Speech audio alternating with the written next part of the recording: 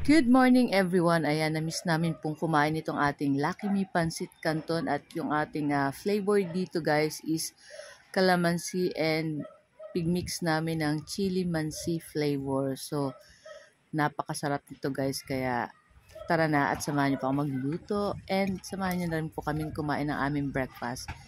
Enjoy watching po. Ayan. So, ito yung naisipan namin today guys. At syempre, hindi mawawala yung ating pandesal na mainit pa. So, ayan na nga at nagpakulo tayo dyan ng tubig. Ayan.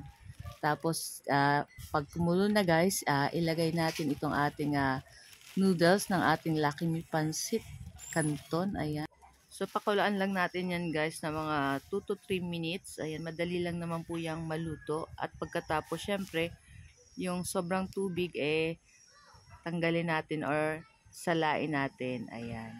So, yung ganito pong pancit is napakadali lang naman po nitong maluto. Ayan, basta kulong-kulo yung tubig, sobrang init. Ayan. After nyan guys, siyempre tatanggalan natin ng ating sobrang tubig dyan. Ayan. Kayo po ba guys, ano po ang breakfast nyo today?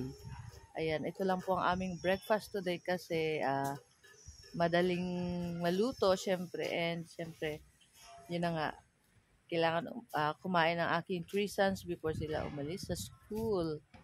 Ayan. At samahan na rin natin ng Energian drinks. Ayan. Para swabe. Ayan na nga. At tinanggalan na natin yan dyan guys ng tubig. Ayan.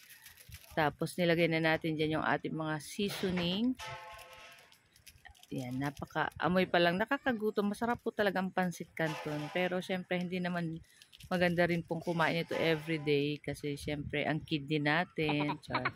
So, ayan. So, after kumain ito guys, dapat uminom pa rin ng maraming tubig. Ayan. Para ma-wash out natin yung alat nitong ating pancit canton. Pero pwede nyo naman pong bawasan ng ating mga seasoning dyan para hindi siya ganun kaalat. So, kayo na po ang bahalang mag-adjust. So, ayun na nga. At halu-haluin lang natin yan dyan guys. Ayan. Ako, amoy pa lang talaga guys. Nakakagutom na. Ayan. Talaga ang pancit canton napakasarap po kahit yung original flavor lang or yung sweet sauce yung matamis na Lucky Me yung orange. Ayan, masarap din po yun.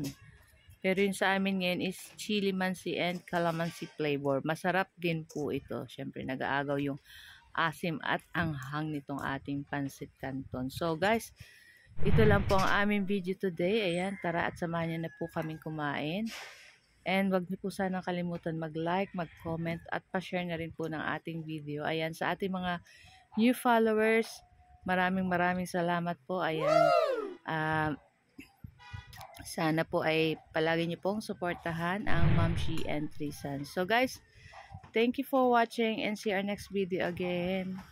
Sa mga papasok po sa office, sa mga papasok sa school, ayan, ingat po kayo. Ayan. Thank you for watching. Babu! Super yummy!